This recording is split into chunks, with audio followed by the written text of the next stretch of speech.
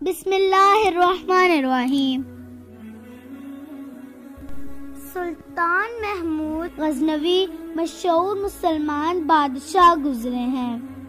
وہ موجودہ دور کے مسلمان حکمرانوں جیسے مسلمان نہیں تھے، بلکہ دین کو سمجھنے والے اور اسلامی تعلیمات پر عمل کرنے والے بادشاہ تھے۔ انہوں نے 997 سے 1030 تک افغانستان پر حکومت کی۔ ایک بار ان کے دل میں 3 شکوک پیدا ہو گئے اور ان کی شدید خواہش تھی کہ انہیں ان شکوک کے جواب مل جائیں اور ذہن ان شکوک سے پاک ہو جائے۔ پہلا شک اس حدیث کے متعلق تھا جس کا مفہوم ہے کہ علماء انبیاء کے وارث ہیں۔ سلطان کو اس حدیث پر یہ شک تھا کہ یہ علم دین حاصل کرنے والے طلبہ اور علماء تو انبیاء کے وارث ہیں، مگر میں ایک مسلمان بادشاہ ہوں اور اللہ کے راستے میں خیرات کرتا ہوں اور نیکی کے کاموں میں بڑھ چڑھ کر حصہ لیتا ہوں، تو میں کیوں نبیوں کا وارث نہیں ہو سکتا؟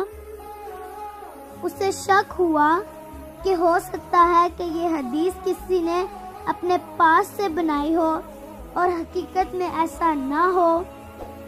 دوسرا شک یہ واقع ہوا کہ لوگوں نے اس سے کہا کہ تو سبکتگین کا بیٹا نہیں ہے، بلکہ اس نے تجھے غلام کے طور پر خریدا اور تجھے محبت اور پیار سے رکھا، اس لیے اپنا بیٹا بنایا، حالانکہ حقیقت میں تو اس کا بیٹا نہیں، بلکہ تیرے باپ کا کوئی پتہ نہیں کون تھا۔ سلطان کو بہت تشویش ہوئی کہ وہ خود کو سبکتگین کا بیٹا سمجھتا رہا، مگر لوگوں کے مطابق اس کے باپ کا کسی کو پتہ ہی نہیں اور وہ سبکتگین کا بیٹا نہیں بلکہ غلام ہے۔ تیسرا شک یہ تھا کہ اگرچہ اس نے بہت سے نیک کام کیے اور رعایا کو خوش رکھا، ظلم اور ناانصافی سے دور رہا، اس سب کے باوجود اس کی بخشش ہوگی یا نہیں۔ چونکہ سلطان محمود غزنوی ایک سچا مسلمان تھا، لہٰذا اس کے دل میں خواہش تھی کہ اسے دنیا میں ہی پتہ چل جائے کہ اس کی بخشش ہوگی یا نہیں۔